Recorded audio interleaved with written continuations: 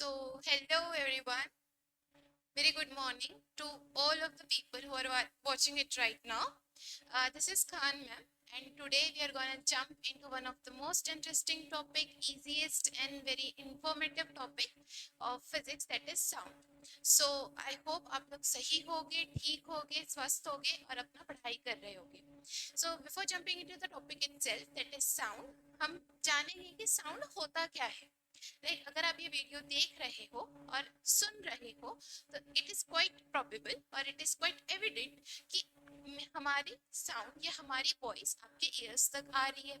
तो basically sound क्या है? It is a form of energy. अगर फॉर्म ऑफ एनर्जी है माने ये ट्रैवल भी करती होगी. सो बेसिकली साउंड जब हम बोलते हैं, so it is a sensation in our ears or a sensation that our ears can detect. So this is what sound is at very shallow level. अच्छा जी, तो मैम साउंड सिर्फ energy है तो उसके अलग अलग पैरामीटर्स भी होते होंगे.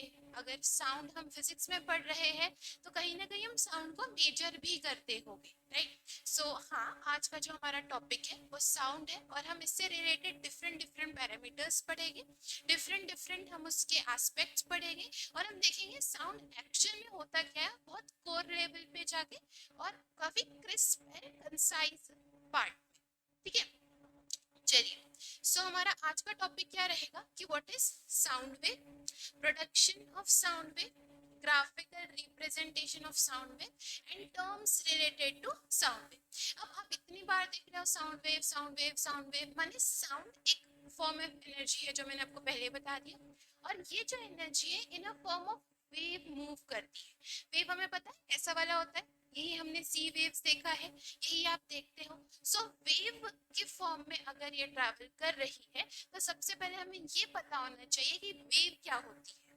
देखो, आप लोगों ने देखा होगा कि जो समुद्र किनारे जो हमें दिखता है सी के सामने या सी पर, जब आप बीच पर जाते हो तो सी वेव्स दिखती है. तो हम वेव्स को कैसे कंसिडर करते हैं? कोई ऐसा वाला पार्ट जिसका एक कंटिन्यूस हाई पार्ट होता है और लो पार्ट होता है, इसे हम वेव बोलते हैं. और साउंड वेव भी काइंड ऑफ हम इसी सिमिलैरिटी से इसी टॉपिक को लेकर एनालॉगस लेकर हम यही पढ़ेंगे कि साउंड वेव कैसे ट्रैवल करता है. तो instead of jumping on the sound wave itself, हम पहले वेव का पार्ट पढ़ेंगे बेटे, जिसमें हम दो टाइप्स की वेव पढ़ेंगे या दो टर्म्स में वेव पढ़ेंगे. पहला हम पढ़ेंगे कि वेव जो होती है अगर उसमें मीडियम लगता है या मीडियम ना लगता है तो उस वेव को क्या बोलते हैं. और दूसरा हम पढ़ेंगे on the basis of propagation. Propagation में बता दूं, very fancy word for word travelling. ठीक है, साउंड कैसे ट्रैवल करता है इस पर हम बात करेंगे. ठीक है, वेव है, वेव के दो पार्ट. पहला पार्ट ये कि किस तरीके से ट्रैवल कर रही है, और तरीका भी उसमें ये कि अगर उसे मीडियम लग रहा है तो हम उसे क्या बोलेंगे, अगर मीडियम ना लग रहा हो तो हम उसे क्या बोलेंगे. सेकेंडली, कि जब वो ट्रैवल कर रही है वेव तो उसके पार्टिकल किस तरीके से मूव हो रहे हैं, उस बेसिस पर भी हम दो टाइप्स की वेव पढ़ेंगे. और फिर हम कंक्लूड करेंगे कि साउंड हमारा किस टाइप का वेव है. साउंड तो वेव है which is quite evident, but किस टाइप का वेव है ये हम इस वीडियो में समझेंगे, इस लेक्चर में समझेंगे. ठीक है. So wave is a form of energy which is quite evident. It is a sensation felt by our ears. अब देखिए, हमारे जो ईयर्स होते हैं, ईयर्स बहुत एक हाईली इंजीनियर्ड आई वुड से एक रिसीवर है ऑफ अ साउंड जो कि नेचर ने हमें दिया है. और आई मस्ट से कि जो साउंड वेव हमारे ईयर्स तक आती है और टू द ब्रेन जाती है उसके दौरान एक पार्ट आता है ear drum. Ear drum it's like a stretched membrane, और वो स्ट्रेच्ड मेम्ब्रेन पे छोटे छोटे हेयर लाइक स्ट्रक्चर होते हैं which are very sensitive to sound. तो साउंड वेव है, वेव आके वो हेयर लाइक स्ट्रक्चर से टकराई और वो हेयर लाइक स्ट्रक्चर क्योंकि एनर्जी है एक साइड से दूसरे साइड में ट्रांसफॉर्म होती है, एक साइड से दूसरे साइड में जाती है, तो वो हेयर लाइक स्ट्रक्चर मूव करते हैं और वो मूवमेंट की वजह से इलेक्ट्रिकल सिग्नल्स बनते हैं. वो इलेक्ट्रिकल सिग्नल्स हमारे ब्रेन तक जाते हैं, so on and so forth. So it's basically human level पे साउंड क्या है, it is a sensation felt by our ears. ठीक है जी. थर्ड क्या है, it travels in form of wave. तो अभी इनिशियल स्टेज पे हमें क्या समझना है कि वेव क्या होती है. सो types of waves on the basis of medium. Medium माने कोई भी ऐसा एरिया जिससे साउंड ट्रैवल कर रहा है, माने अभी हम बोल रहे हैं, ये स्पीकर तक या ये सिस्टम तक आवाज जा रहा है, माने बीच में कोई ना कोई मीडियम है, इसीलिए मेरा साउंड ट्रैवल कर पा रहा है on the basis of medium. ठीक है, तो मीडियम ऐसा कोई भी एरिया हो सकता है या कोई भी, यू मस्ट से, एक स्पेस हो सकता है जहां से साउंड ट्रैवल कर रहा हो। ठीक है जी मैम, हो गया, कोई दिक्कत नहीं। So on the basis of medium, waves can be defined as two parts, that is mechanical wave and non mechanical wave। अच्छा जी मैम, मैकेनिकल वेव मतलब क्या? जिस भी वेव को ट्रैवल करने के लिए मीडियम लगता हो, medium can be solid, medium can be liquid, medium can be gaseous, जिस भी साउंड को ट्रैवल करने के लिए क्या लगता हो? मीडियम लगता हो, ऐसे ऐसे वेव को हम क्या कहेंगे? Mechanical wave. क्या कहेंगे हम इसे? Mechanical wave. Prime example of mechanical wave is sound. क्या है? साउंड। अच्छा जी मैम, तो इसका अपोजिट, किसी भी टाइप की वेव जो जिसको ट्रैवल करने के लिए मीडियम ना लगता हो, ना सॉलिड लगे, ना लिक्विड लगे, ना गैसियस लगे, तो ऐसे टाइप की वेव को हम कहेंगे नॉन मैकेनिकल वेव। क्या कहेंगे हम इसे? Non mechanical wave. और नॉन मैकेनिकल वेव का एग्जांपल क्या है बेटा? नॉन मैकेनिकल वेव का एग्जांपल है लाइट। ठीक है जी, सिंपल है। कोई भी ऐसी वेव जिसको ट्रैवल करने के लिए मीडियम लगे, medium can be solid, liquid, gaseous. अच्छा जी, तो ऐसी वाली वेव को हम क्या कहेंगे? Mechanical wave. और जिसको मीडियम ना लगे उसको क्या कहेंगे हम? Non mechanical wave. ओके, तो sound is a mechanical wave और non mechanical wave. Always remember, sound is an mechanical wave, मतलब साउंड को ट्रैवल करने के लिए मीडियम लगेगा। चलिए, तो यहाँ पे क्वेश्चन आता है, मान लीजिए ये मून का सरफेस है, यहाँ हम खड़े हैं, यहाँ आप खड़े हो, और हमने आपको चिल्ला के बोला हेलो, तो क्या आपको साउंड सुनाई देगा मून के सरफेस पे? यस और नो? यू मे से yes, you may say no. Correct answer is no. क्यों? क्योंकि हम मून के सरफेस पे खड़े हैं, माने हम कहाँ हैं बेटे? स्पेस में है। क्या स्पेस में एटमॉस्फेयर होगा? नहीं होगा। क्या वहां पे पार्टिकल्स होंगे? नहीं होंगे मैम। तो क्या है वहां पे? स्पेस में क्या होता है? वैक्यूम। वैक्यूम माने एब्सेंस ऑफ एटमॉस्फेयर और एब्सेंस ऑफ पार्टिकल, और एट योर लेवल यू में से absence of atmosphere.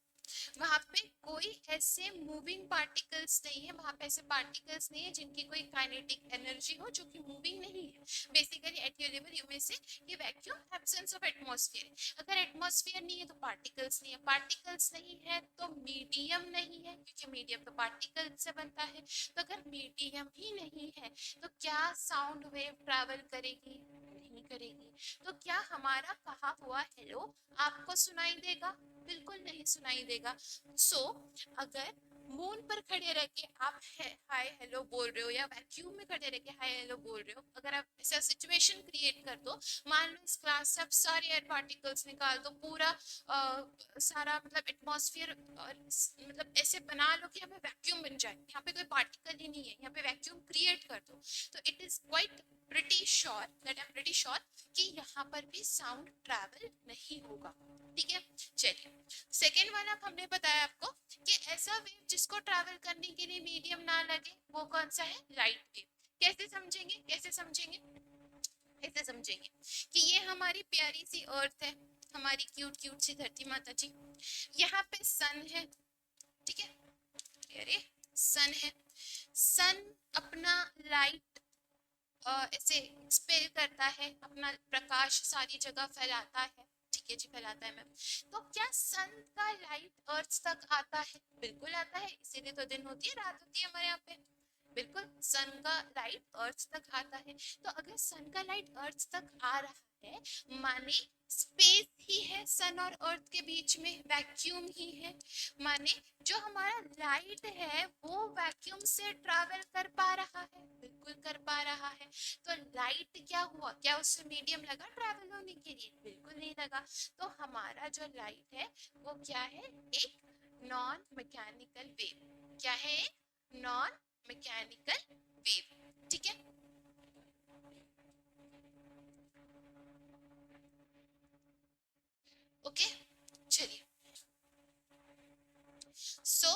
This is what I was teaching you कि हमारी दो टाइप्स की वेव्स होती है, एक मैकेनिकल वेव होती है और एक नॉन मैकेनिकल वेव होती है, ठीक है। उसके बाद में अब जो लाइट होती है वो एक फॉर्म ऑफ इलेक्ट्रोमैग्नेटिक वेव है। एक इलेक्ट्रिक वेव होती है और एक मैग्नेटिक वेव होती है जो कि एक दूसरे को परपेंडिकुलर होती है, ठीक है, और वो एक मीडियम से ट्रैवल कर रही होती है। सेकेंड है हमारा साउंड वेव। अच्छा, साउंड वेव ट्रैवल करती है ऐसे, माने मैं आपको बताती हूँ कि अच्छा इसके बाद में थोड़ी देर बाद बताती हूँ कि कैसे वेव्स ट्रैवल करती है, ठीक है। So this is how light travels, एक दूसरे को परपेंडिकुलर है, और साउंड ट्रैवल्स प्रोपोगेशन का सिंपल मतलब जिस डायरेक्शन में प्रोपोगेशन है उस डायरेक्शन में ही आपका मोशन ऑफ पार्टिकल है।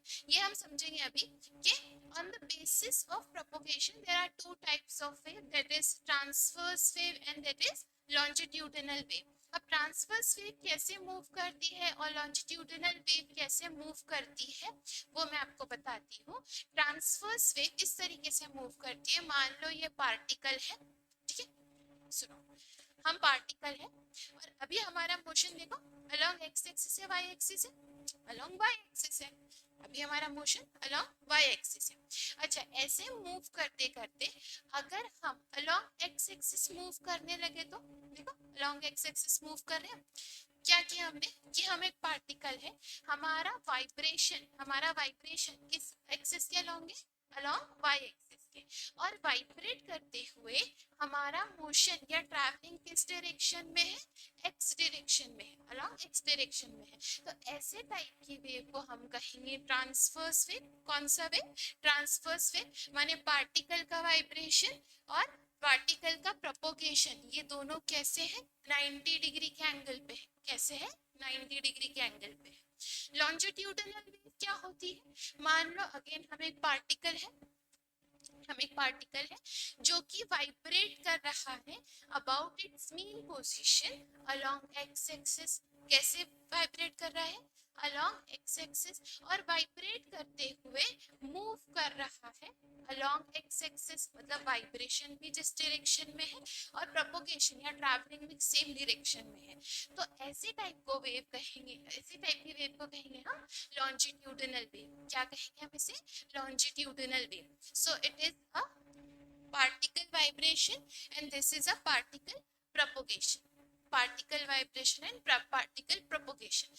ऐसा वेव जिसमें पार्टिकल का वाइब्रेशन और प्रोपोगेशन 90 डिग्री पे हो तो उसे कहेंगे हम ट्रांसवर्स वेव, और ऐसा वेव जिसमें पार्टिकल का वाइब्रेशन और प्रोपोगेशन अलोंग एक्स और सेम डायरेक्शन में हो इसे कहेंगे हम लॉन्जिट्यूडिनल वेव, ठीक है। चलिए, तो बेसिकली अब तक हमने क्या पढ़ा कि जो हमारा साउंड है, जो हमारा साउंड है क्या ट्रांसवर्स वेव है, लॉन्जिट्यूडिनल वेव है। हमेशा याद ध्यान रखना है हमें कि हमारा साउंड वेव क्या है, लॉन्जिट्यूडिनल वेव है। कौन सा वेव है, लॉन्जिट्यूडिनल वेव है, ठीक है जी। अब ये साउंड वेव हमारा क्या हुआ, एक मैकेनिकल वेव है, लॉन्जिट्यूडिनल वेव। मैकेनिकल वेव माने which needs medium to travel, and longitudinal wave माने it does not it travels or vibration of particle is same as the propagation of particle, ठीक है। अच्छा, साउंड ट्रैवल कैसे करता है, sound travel करता है दो सेट्स में, एक होता है कंप्रेशन और एक होता है रेयरफैक्शन, एक होता है कंप्रेशन और एक होता है रेयरफैक्शन। साउंड एक पॉइंट से दूसरे पॉइंट तक इन फॉर्म ऑफ कंप्रेशन और रेयरफैक्शन, कंप्रेशन और रेयरफैक्शन के मूव में ट्रैवल करता है, ठीक है। चलो, अच्छा, कंप्रेशन माने कैसा एरिया, मान लो ये हमारा ट्यूनिंग फोक है। ट्यूनिंग फोक एक फिजिक्स का इक्विपमेंट है या ऐसा एक इक्विपमेंट है जिससे हम देख सकते हैं कि साउंड वेव किस तरीके से ट्रैवल करता है। इसको देखने के लिए आप ट्यूनिंग फोक को हिट करिए रबर पैड पे और वाटर सरफेस पे लेके जाइए तो आपको एक वेव्स बनती हुई दिखेंगी, तो आपको समझ में आएगा कि साउंड एक वेव है, ठीक है जी। तो साउंड, मान लो ये ट्यूनिंग फोक है, अभी स्टेशनरी है, अभी हमने इसको हिट किया तो ये ट्यूनिंग फोक के जो प्रॉन्ग्स होते हैं, इसे हम कहते हैं प्रॉन्ग्स। तो ये जो ट्यूनिंग फोक के जो बेटा प्रॉन्ग्स होते हैं, ये अपने ही मीन पोजीशन के अराउंड वाइब्रेट करने लगते हैं। बिल्कुल करेंगे। एक बार ये दोनों prongs out of the mean position जाएंगे और एक तरफ जाएंगे इनसाइड द मीन पोजीशन। जब ये आउटसाइड द मीन पोजीशन जाएंगे तो इसके पास का जो एयर है वो कॉन्ट्रैक्ट हो जाएगा, माने कम जगह में ज्यादा पार्टिकल्स आ जाएंगे। माने एक कौन सा एरिया बनेगा, हाई प्रेशर वाला, कम वॉल्यूम वाला और ज्यादा डेंसिटी वाला। क्या कहा हमने कि जब प्रॉन्ग्स जो है वो ऐसे डाइवर्ट हो जाएंगे अपनी मेन पोजीशन से और एक्सट्रीम पे चले जाएंगे, तो उसके पास की जो एयर है वो कॉन्ट्रैक्ट हो जाएंगी, माने ज्यादा पार्टिकल्स, मीडियम के ज्यादा पार्टिकल्स कम जगह में आ जाएंगे। तो क्या हो जाएगा, डेंसिटी हाई, वॉल्यूम कम और प्रेशर ज्यादा। कौन से दो पैरामीटर ज्यादा हो जाएंगे at the area of compression, pressure and density. क्या कम हो जाएगा, वॉल्यूम कम हो जाएगा। ठीक है। रेयरफैक्शन, रेयरफैक्शन में क्या होगा कि जैसे ही वो प्रॉन्ग्स ऐसे गए, अब ऐसे ही तो नहीं रहेंगे ना, वो तो वापस अपनी मेन पोजीशन से अंदर साइड भी आएगी। ये मेन पोजीशन ऐसे गए, ऐसे नहीं रहेंगे, अंदर भी आएगा मेन पोजीशन से अंदर। जैसे ही अंदर आएंगे तो यहाँ पे एक एरिया बनेगा जहाँ पे कम पार्टिकल रहेंगे ज्यादा स्पेस में। तो इस एरिया को क्या कहेंगे हम, रेयरफैक्शन। क्या कहेंगे हम इसे, रेयरफैक्शन। यहाँ पे प्रेशर कम, डेंसिटी कम और वॉल्यूम ज्यादा। ठीक है, वॉल्यूम ज्यादा, प्रेशर कम और डेंसिटी कम। माने जहां पे पार्टिकल्स कंस्टेंटली ऐसे जमे हुए हैं, बने हुए हैं, तो उस एरिया को कहेंगे हम कॉम्प्रेक्शन। अगर पार्टिकल्स पास पास में तो प्रेशर ज्यादा होगा और डेंसिटी भी ज्यादा होगा, same but in opposite direction. और यू में से वाइस वर्सा सिचुएशन जहां पे रेयरफैक्शन होगा, प्रेशर कम, डेंसिटी कम और वॉल्यूम ज्यादा। ठीक है। अच्छा, ऐसे करते करते करते करते एक रेयरफैक्शन, अब जैसे ही हमने कॉम्प्रेशन बनाया तो ये इधर आया, अब जैसे ही अंदर गए तो यहाँ रेयरफैक्शन बना, अभी वापस से बाहर आएगा, कॉम्प्रेशन बनेगा। ऐसे करते करते साउंड वेव जो हमारा ट्रैवल होता है in form of compression and rarefaction form में ट्रैवल होता है। Is that clear? I hope this is clear to you. चलिए, स्पीकर है, स्पीकर के पास इन्होंने देखो ये लाइन वर्जन से भी बता सकते हो या पार्टिकल वर्जन से भी बता सकते हो, या ये पार्टिकल हम बोल सकते हैं हमारे एटमॉस्फेयर में प्रेजेंट एटम्स है। ठीक है जी। तो देखो यहाँ पे जहां से साउंड प्रोड्यूस हो रहा है वहां पे कंप्रेशन है। कंप्रेशन माने ज्यादा प्रेशर, कम वॉल्यूम और डेंसिटी ज्यादा। रेयरफैक्शन में opposite than compression, every compression is followed by rarefaction and every rarefaction is followed by compression. ठीक है जी, ओके मैम। अच्छा, ये तो हो गया हमारा लॉन्जिट्यूडिनल वेव का। अब जो हमारा ट्रांसवर्स वेव हमने पढ़ा था, ट्रांसवर्स वेव में क्या पढ़ा था हमने कि जो हमारा पार्टिकल है उसका जो वाइब्रेशन है अलोंग किस कैसे रहेगा, वाई एक्सिस, और प्रोपोगेशन है वो रहेगा अलोंग एक्स एक्सिस। ठीक है जी, है। अब देखो, जब पार्टिकल ऐसे मूव करता है तो वो अपनी मेन पोजीशन के अराउंड मूव करता है, बिल्कुल करता है। इस वेव को हम कहते हैं ट्रांसवर्स वेव। हाँ जी मैम कहते हैं। अब इसके रिलेटेड कुछ टर्म्स है। जो ट्रांसवर्स वेव होती है उसमें एक हाईएस्ट पीक होती है और एक लोवेस्ट पीक होती है, और ऐसे ही हमारी ट्रांसवर्स वेव मूव करती है। जैसे आपको पहले बता दिया था कि इलेक्ट्रिक वेव और मैग्नेटिक वेव जब दोनों साथ में ट्रैवल करती है तो उससे कहते हैं हम इलेक्ट्रोमैग्नेटिक वेव, और इलेक्ट्रोमैग्नेटिक वेव को ही हम कहते हैं लाइट, और light is an electromagnetic wave, vice versa situation है ना। तो ट्रांसवर्स वेव के रिलेटेड कुछ टर्म्स है, जैसे कि यह है हमारा पार्टिकल का मीन पोजीशन। जब हमारा पार्टिकल मीन पोजीशन से मैक्सिमम डिस्टेंस कवर करता है, अब देखो ये भी डिस्टेंस है, ये भी डिस्टेंस है, और मैक्सिमम डिस्टेंस ये रहा। तो जो मैक्सिमम डिस्टेंस है from the mean position of a particle, this is known as amplitude. ये क्या है हमारा एम्पलीट्यूड। ठीक है मैम, समझ आ गया, ये क्लियर हो गया कि मेरा जो पार्टिकल है। अच्छा, ये जो एम्पलीट्यूड है और either side of a wave, मतलब ऐसा नहीं है कि सिर्फ यही वाला पार्ट एम्पलीट्यूड माना जाएगा, ये वाला पार्ट भी एम्पलीट्यूड माना जाएगा, क्योंकि हमारा पार्टिकल का जो डिस्प्लेसमेंट है, और वो डिस्प्लेसमेंट कैसा होना चाहिए बेटा, मैक्सिमम। कैसे होना चाहिए, maximum. So maximum displacement of a particle from the mean position on either side of a wave is known as क्या कहते हैं हम इसे? एम्पलीट्यूड कहते हैं। एम्पलीट्यूड एक डिस्टेंस है तो मेजर होगा मीटर्स में। ठीक है समझ आ गया मैं। अब ये वाला पार्ट है ना, एक्स एक्सिस के ऊपर वाला हाईएस्ट पार्ट, इसे कहते हैं हम क्रेस्ट। और ये वाला जो पार्ट है, ये वाला पार्ट एक्स एक्सिस के नीचे वाला, इसे कहते हैं हम ट्रफ। ठीक है। सो जैसे हमारा लॉन्जिट्यूडिनल वेव दो पार्ट से बनता था, कॉम्प्रेशन रेयरफैक्शन, कॉम्प्रेशन रेयरफैक्शन, वैसे ही हमारा ट्रांसवर्स वेव किससे बनता है? Crest trough, crest trough. ठीक है, क्लियर है? ओके। अब एक बात समझिए आप कि यही चीज हमने ग्राफिकल मेथड में यहाँ बताइए कि अब बताओ ये वाला पार्ट क्या हुआ? क्रेस्ट हुआ मैम, और ये वाला पार्ट क्या हुआ? ट्रफ हुआ।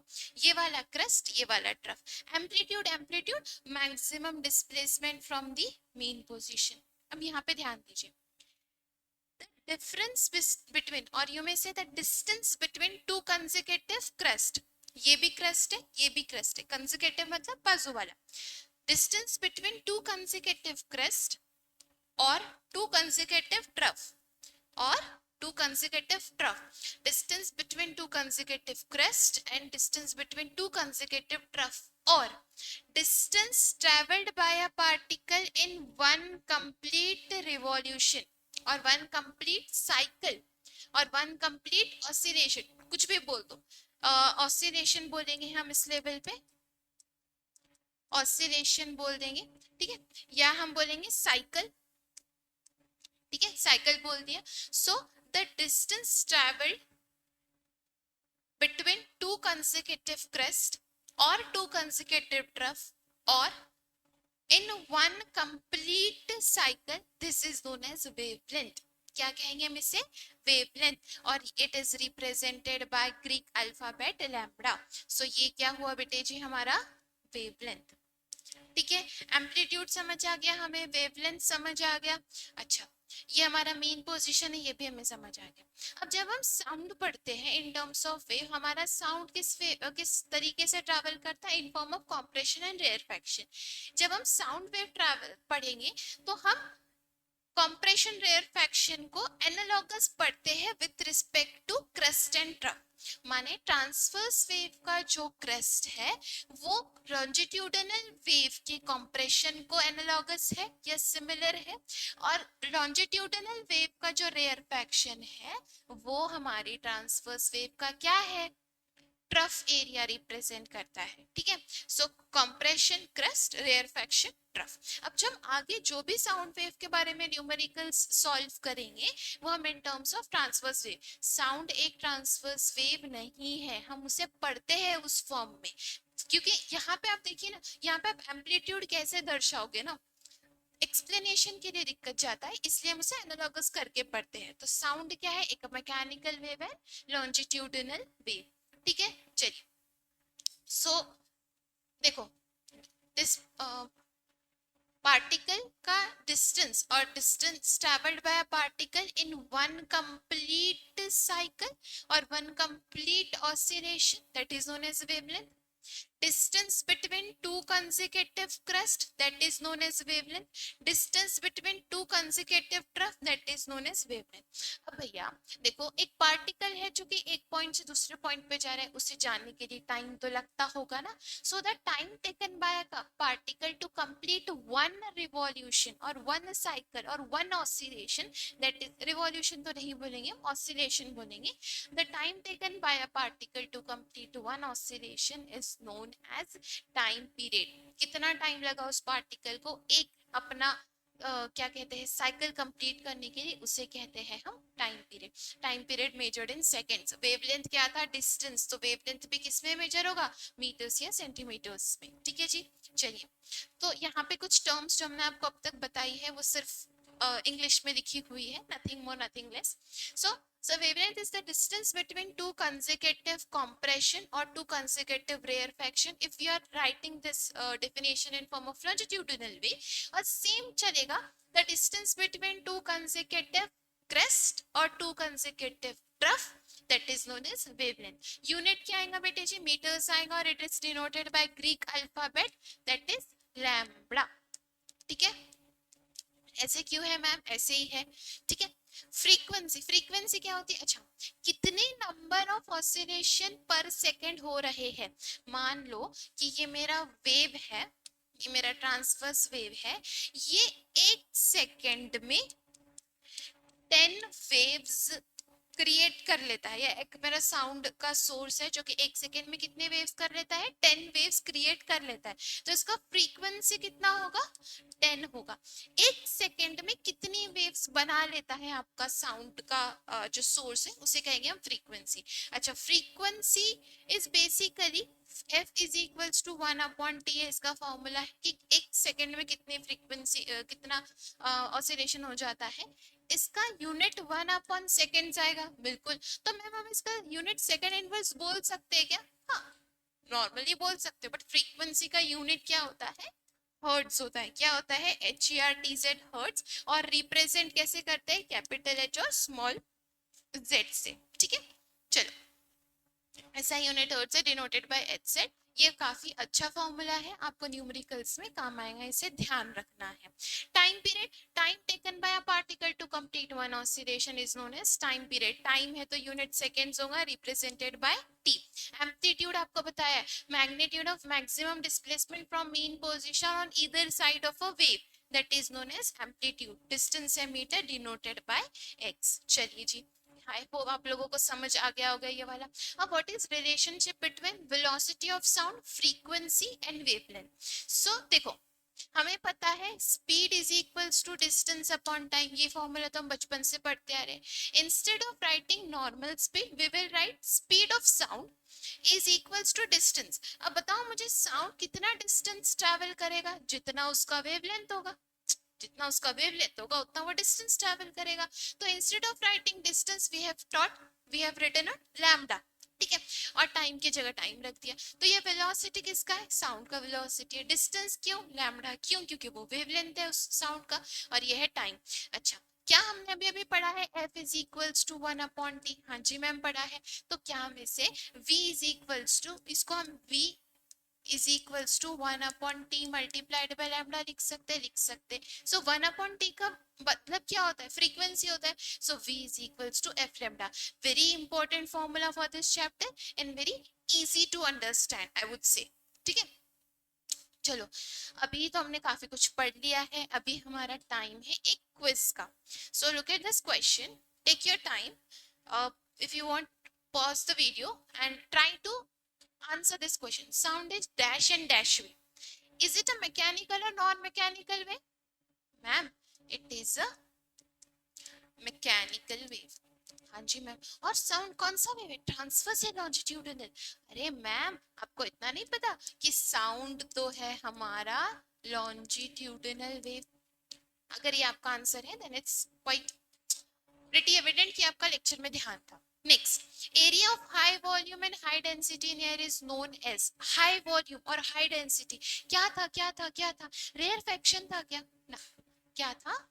कंप्रेशन। याद आ रहा है? अभी हमने पढ़ा था ना, कंप्रेशन। ठीक है, अरे अरे, हैंड राइटिंग गंदा हो गया। Compression, okay. Relation between velocity, frequency and wavelength अब भी तो पढ़ा था। क्या था? v is equals to f multiplied by lambda. अगर आपको फ्रीक्वेंसी के जगह बोल दिया जाता टाइम के साथ रिलेशन बताओ, v is equals to lambda upon t। ठीक है जी, चलिए अब ये वाला क्वेश्चन सॉल्व करके बताइए, what is frequency of sound waves whose time period is 0.05 seconds? Try to solve it if you want to. चलो ट्राई करो सॉल्व करने का, पॉज इट। चलिए सॉल्यूशन बता देते हैं। क्या गिवन है हमें? मैम, गिवन तो टाइम पीरियड है, माने t is equals to 0.05 second. अच्छा, गिवन टू फाइंड क्या करना है? हमेशा फिजिक्स में गिवन टू फाइंड हम लिख लेंगे। टू फाइंड करना है मैम फ्रीक्वेंसी। ठीक है जी मैम, फ्रीक्वेंसी हमको निकालनी है, हमें पता चल गया। अच्छा, फॉर्मूला कौन सा यूज करोगे? फॉर्मूला कौन सा यूज करोगे? t और f में कोई रिलेशन है क्या? f is equals to 1/t। ठीक है, कैलकुलेटिव पार्ट, कैलकुलेशन, कैलकुलेशन क्या है कि मुझे फ्रीक्वेंसी निकालना है, टाइम कितना दिया है 0.05 सेकेंड। अच्छा, जिसे नहीं पता हम इसको ऐसे लिख सकते हैं 100 upon 5, 20 shift decimal shifting on all that, and that is 20. So therefore frequency of a sound wave will be, कितना हर्ट्ज होगा बेटा? 20 hertz. कितना होगा? 20 hertz. तो this is how you need to answer your question. given to find formula लिख लिया, calculation कर लिया, and then रिटर्न लास्ट का जो आपका स्टेटमेंट होना, लास्ट का जो आंसर होना चाहिए इन फॉर्म ऑफ स्टेटमेंट होना चाहिए. चलिए, अब sound travels with a speed of about 330 meter per second. What is the wavelength of a sound whose frequency is 550 hertz? ठीक है, तो चलिए बताइए हमें क्या गिवन है इसमें. मैम गिवन क्या है? Speed of sound. Speed of sound को हम लिख देंगे, कितना है स्पीड ऑफ साउंड, कितना है हमारा 330 metres per second. Of wavelength whose frequency कितना है? फ्रीक्वेंसी कितना है? 550 हर्ट्ज. कितना है फ्रीक्वेंसी? 550 हर्ट्ज. क्या फाइंड करना है हमें? क्या फाइंड करना है हमें? हमें फाइंड करना है वेवलेंथ. हमें फाइंड करना है वेवलेंथ. ठीक है, फॉर्मूला पता है हमें? हाँ मैम पता है. क्या है फॉर्मूला? फॉर्मूला बनता है हमारा v is equals to F lambda. अच्छा, निकालना में लैम्डा है तो it is nothing but v upon f. Is as simple as that बेटा. अच्छा, गिवन टू फाइंड फॉर्मूला लिख लिया. कैलकुलेशन कहाँ लिखे हम? चलिए यहीं पे लिख देते कैलकुलेशन. कैलकुलेशन यहीं लिख देते हैं आपके लिए. थोड़ा सा मेसी हो गया है क्या? एक मिनट.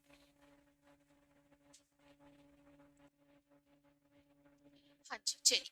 सो हमारे पास गिवन है, फॉर्मूला है, टू फाइंड है, तो कैलकुलेटिव पार्ट हम यहीं कर देते हैं आपको, ताकि एक ही स्लाइड में हमारा सारा आंसर कुछ आ जाए. तो लैम्डा निकालना है हमें. v कितना है हमारा? v कितना है? 330. और f कितना है हमारा? फ्रीक्वेंसी कितना है? 550.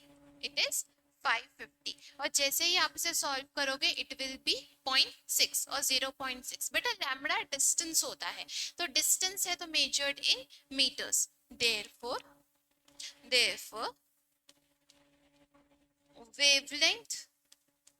therefore wavelength of sound is 0.6 meters. So it is 0.6 meters. चलिए ठीक है, एक क्वेश्चन होमवर्क के लिए, सो दैट पता चले कि आप लोगों ने कितना ध्यान से लेक्चर देखा है और कितना आप समझ पाए हो इसको. सेम ही क्वेश्चन है, बस डिफरेंट वैल्यूज है. Hope you can solve this question after this session. And let's end this lecture, wrap this session. Thank you everyone.